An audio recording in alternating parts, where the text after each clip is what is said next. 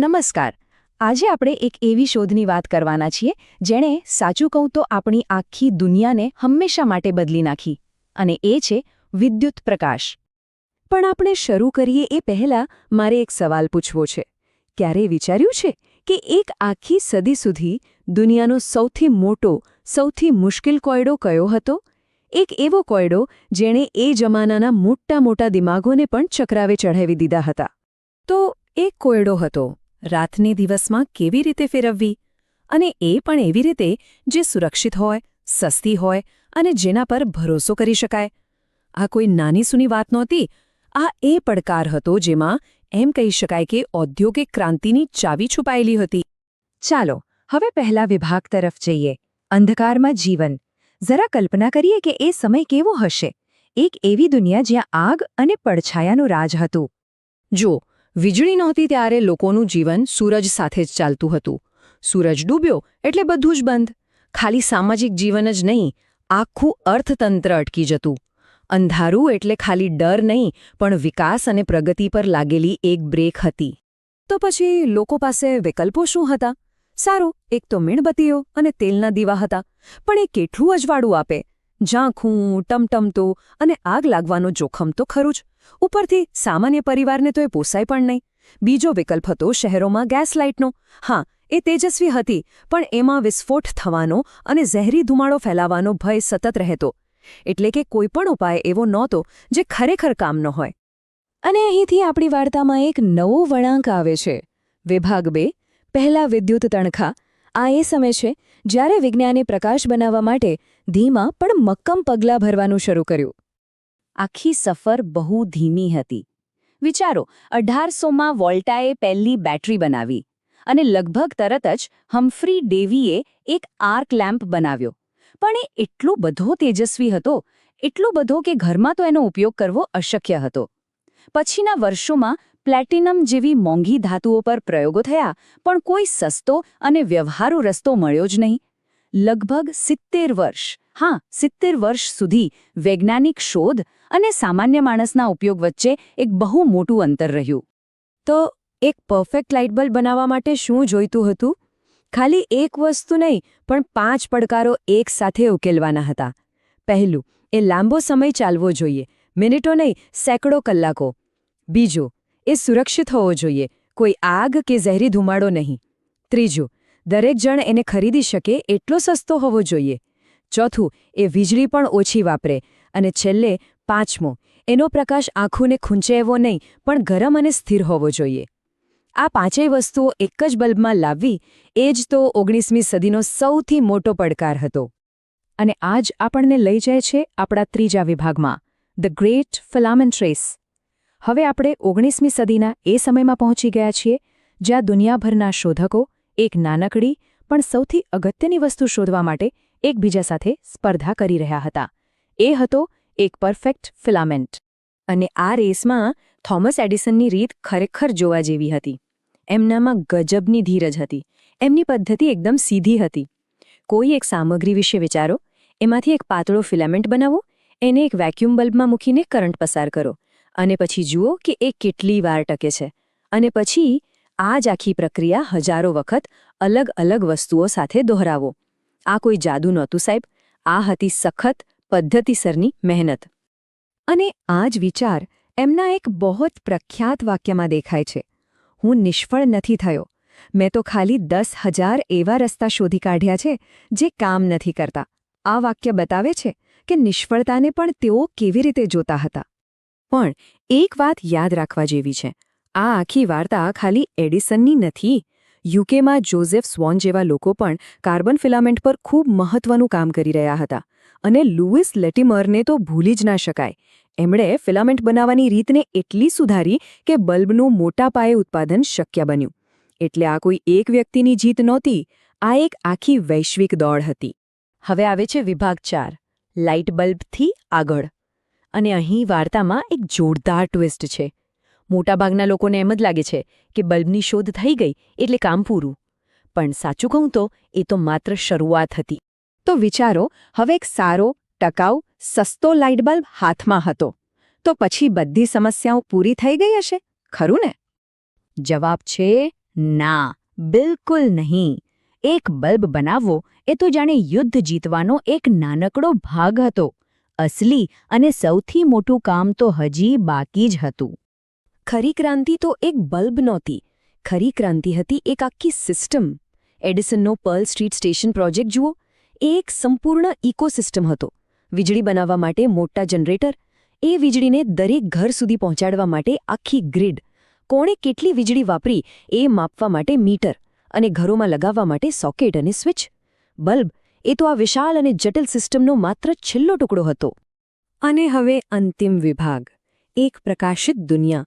ચાલો હવે જોઈએ કે આ આખી ટેકનોલોજીએ આપણા સમાજને કેવી રીતે મૂળમાંથી બદલી નાખ્યો. સૌથી મોટી અસર શું થઈ? એ કે રાત હવે કોઈ અવરોધ ન રહી. રાત હવે વૈકલ્પિક બની ગઈ. ફેક્ટરીઓ 24 કલાક કામ કરવા લાગી, જેના કારણે ઔદ્યોગિક ક્રાંતિને જબરદસ્ત વેગ મળ્યો. ઉત્પાદન આસમાને પહોંચ્યું અને અર્થતંત્ર 24/7 ધબકતું થઈ ગયું. બીજું, શહેરો વધુ સુરક્ષિત બન્યા. શેરીઓમાં લાઇટો આવવાથી ગુનાખોરીમાં મોટો ઘટાડો થયો. લોકો રાત્રે બહાર નીકળતા ડરતા નહોતા. આના કારણે નાઇટ લાઇફ, રેસ્ટોરન્ટ્સ, મનોરંજન આ બધા ઉદ્યોગોનો વિકાસ થયો. શહેરો રાત્રે પણ જીવંત રહેવા લાગ્યા. અને બસ આ રીતે આધુનિક વિશ્વનો જન્મ થયો. વિદ્યુત પ્રકાશે ખાલી ફેક્ટરી કે શેરીઓ જ નહોતી બદલી. એણે આપણા કામ કરવાની રીત, આરામ કરવાની રીત, આપણી સુરક્ષા અને સમાજના આખા માળખાને જ બદલી નાખ્યું. રાત પરનો આ વિજય માનવજાત માટે એક બહુ મોટું પગલું હતું.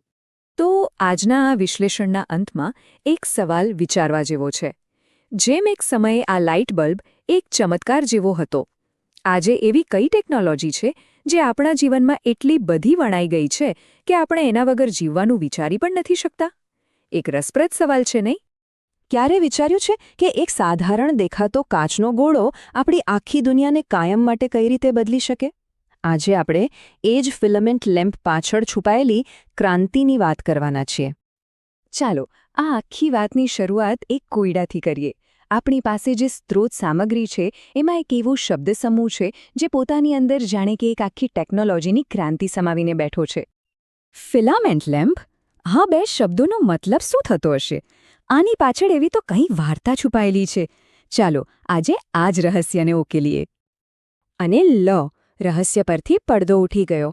ફિલામેન્ટ લેમ્પ એટલે બીજું કંઈ નહીં પણ આપણો પેલો જૂનો જાણીતો લાઇટ બલ્બ. ખબર છે એ કેવી રીતે કામ કરે છે? એ એક પાતળા તારને એટલો બધો ગરમ કરે છે કે એમાંથી પ્રકાશ નીકળવા માંડે.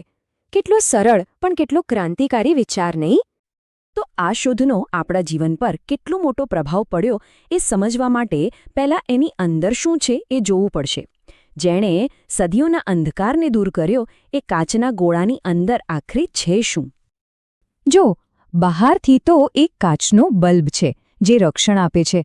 એની અંદર એક નિષ્ક્રિય ગેસ ભરેલો હોય છે જેથી પેલો તાર એટલે કે ફિલામેન્ટ બળી ન જાય. અને સૌથી અગત્યનો ભાગ એ ટંગસ્ટન ફિલામેન્ટ. આ જ તો છે પ્રકાશનો મુખ્ય સ્ત્રોત. આ લેમ્પ જે કામ કરે છે ને એની પાછળ એક બહુ જ મૂળભૂત વૈજ્ઞાનિક સિદ્ધાંત છે. ચાલો જરા એ સિદ્ધાંતને સમજીએ જેના કારણે આ આખી શોધ શક્ય બની.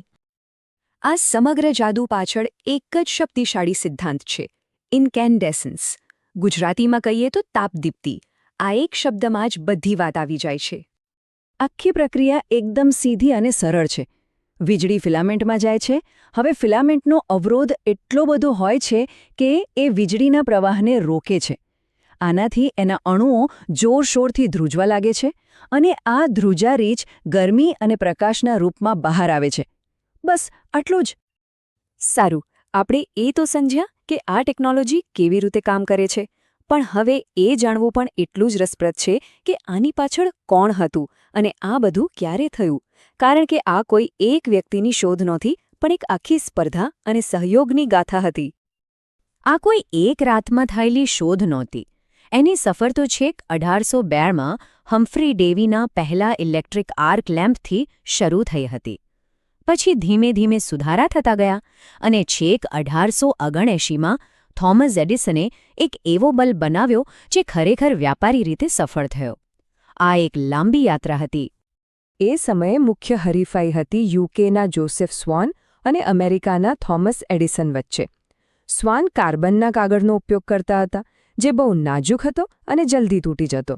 સામે એડિસને કાર્બનાઇઝ્ડ વાંસનો ઉપયોગ કર્યો અને ઘણો વધારે ટકાઉ સાબિત થયો. આ નાનકડા ફેરફારે જ બધો ખેલ બદલી નાખ્યો. તો આ બધી મહેનત પછી આ શોધનો આપણી દુનિયા પર શું પ્રભાવ પડ્યો? ચાલો હવે એ વારસા પર એક નજર કરીએ જે આજે પણ આપણા જીવનને સતત આકાર આપી રહ્યો છે. આ ટેકનોલોજી પાછળ જે મોટી વિચારસરણી હતી ને, એ આ એક વાક્યમાં બરાબર સમાઈ જાય છે. અમે વીજળી એટલી સસ્તી કરી દઈશું કે માત્ર અમીર લોકો જ મીણબત્તીઓ વાપરશે. આ ખાલી એક બલ્બ બનાવવાની વાત નહોતી, આ તો આખા સમાજને બદલી નાખવાની દ્રષ્ટિ હતી. પણ અહીંયા એક આશ્ચર્યજનક હકીકત છે. શું તમે જાણો છો કે ફિલામેન્ટ લેમ્પ ખરેખર કેટલો બિનકાર્યક્ષમ છે? એ પોતાની 90% ઊર્જા ગરમીના રૂપમાં વેડફી નાખે છે. મતલબ કે પ્રકાશ ઓછો અને ગરમી વધારે પેદા કરે છે. અને આ જ ખામીએ નવી ટેકનોલોજી માટે રસ્તો ખોલ્યો.